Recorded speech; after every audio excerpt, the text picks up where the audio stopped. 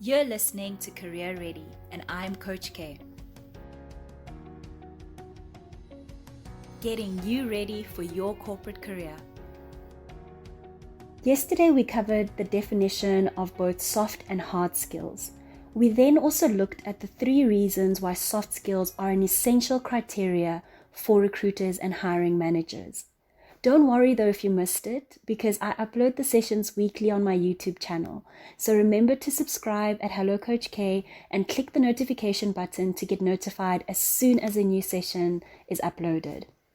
But let's get into today's session, because today I want to introduce critical thinking to you as one of the essential soft skills that recruiters and hiring managers look for in an ideal candidate. In 1987, the National Council of Excellence in Critical Thinking defined critical thinking as this. Critical thinking is the intellectually disciplined process of actively and skillfully conceptualizing, applying, analyzing, synthesizing, and/or evaluating information gathered from or generated by observation, experience, reflection, reasoning, or communication as a guide to belief and action. This is the standard of thinking that the interview panel is looking for. Not sheep, not parrots, not yes men or women, but rather candidates who can assess a question, problem or situation, or even an argument, and provide a suitable solution for it through a process of observation, analyzing, and reasoning. So let's see if we can help you not only develop your critical thinking skills this week, but also help you trust your own thinking process so that you can confidently share it in any setting with discernment and clarity, while letting it guide you on how to answer your interview questions as well. And we will start by first unpacking the 6 university accepted steps on critical thinking and my interpretations on how you can use these steps to not only practice and develop your critical thinking skills, but to answer your interview questions with confidence as well.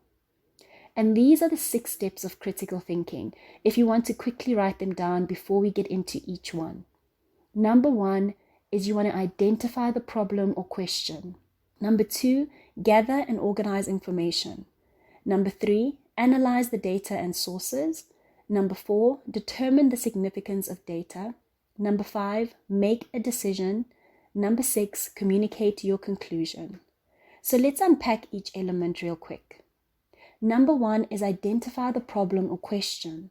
Firstly, before you can even try to answer a question or solution for a problem, you need to be able to identify it. If for whatever reason you struggle to identify or comprehend an issue, it's best to repeat the question or ask for confirmation on the topic at hand. Number 2 is gather and organize information. Gather as much information about a topic as possible from different perspectives. If you did debating in school, for instance, you will recognize the value of having an unbiased opinion and being able to bounce from one perspective to another. Understanding that others may not think like you or have the same perspective will allow you to receive them far better and without judgment. Number 3 is analyze the data and sources. Now you want to evaluate the credibility and reliability of your sources of information. Your textbooks would be a trusted source of information, for instance, or articles and documentaries, and even trusted YouTube channels. But be critical about the type of information you ingest, because this will also determine the richness of your conversations and knowledge of a topic. Number 4, determine the significance of data. Establish which information is most important to the problem at hand and focus on that. Number 5, make a decision. Now this is where you and your unique thinking comes into play. It's now time to form your own opinion on the matter and then make a decision on it. And the last step is to communicate your conclusion, which is number 6. You now need to be able to communicate your opinion or answer. So, how sure are you now about the topic to answer it with confidence? You should know more about that topic now than before, right? You've gathered information, you've analyzed your data, you know how trustworthy the source of information is, so you should be rather confident in your stance and opinion that you've made. When you empower yourself with information and form your own opinion, I promise you, you will be more confident when you speak about it. This is how you will develop your ability to unpacking your answer in an interview, because you have now formed an informed and tested opinion using critical thinking. Simply, you are now able to demonstrate your ability to process information and then also solution. Critical thinking is a skill that you will use through your career, so it's better to start developing this early because it will set you apart.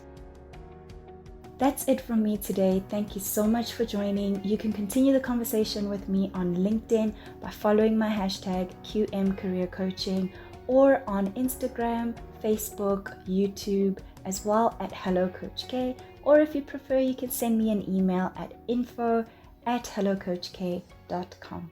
See you next time.